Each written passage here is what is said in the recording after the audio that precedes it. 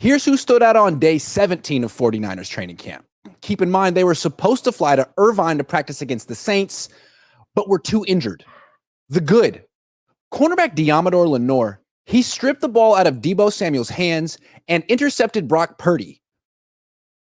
More on him in a minute. Lenoir was covering Samuel, who was open after running a corner route, but Purdy's pass was underthrown. Lenoir was in man-to-man coverage. He turned his head to find the ball and easily picked it off. He now has intercepted Purdy 5 times in 17 practices, which means Lenoir is the MVP of 49ers training camp, and it's not particularly close.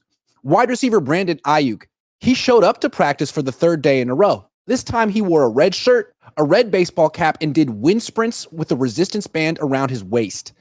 You'd think he was really injured or something. Maybe he has to milk his supposed injury to not get fined. I don't know. Kyle Shanahan says Ayuk has a sore back. Don't we all?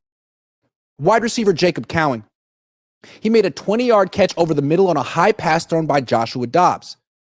The pass wasn't great, but the catch was. A few plays later, Cowing beat Darrell Luter Jr. with a quick slant route.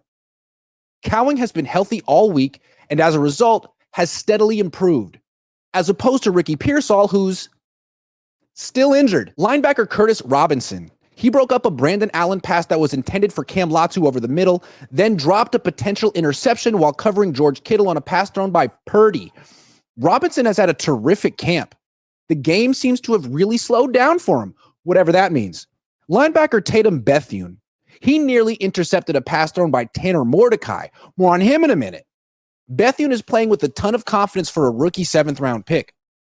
Tight end Eric Sobert.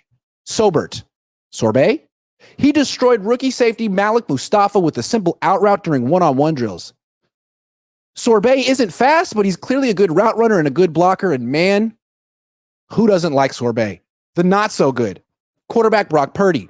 He caught a touchdown pass from Deebo Samuel while running a trick play the 49ers call Purd Dog, but he completed just 8 of 19 passes with 1 interception. He also threw 2 passes that nearly were picked off. The interception was an underthrown pass intended for Samuel when Purdy had time and space in the pocket to throw. The first drop pick was a pass Purdy forced downfield to Samuel, who was double covered. The second drop pick was an ill-advised throw off his back foot in the face of pressure. The pass was intended for Kittle, but was extremely underthrown, and the only person who got his hands on it was linebacker Curtis Robinson. This terrible showing comes just a day after Purdy was nearly perfect. It would be nice to see him string together 2 good practices in a row before the Niners give him $60 million per season. Because we all know he can play well when he's cheap, and the 49ers set him up for success with a great opening script and a great supporting cast. But if he's truly elite, he'll play well consistently even when he isn't set up for success. Quarterback Brandon Allen. He's terrible. Today, he rolled to his right and sailed a 5-yard pass over Ronnie Bell's head.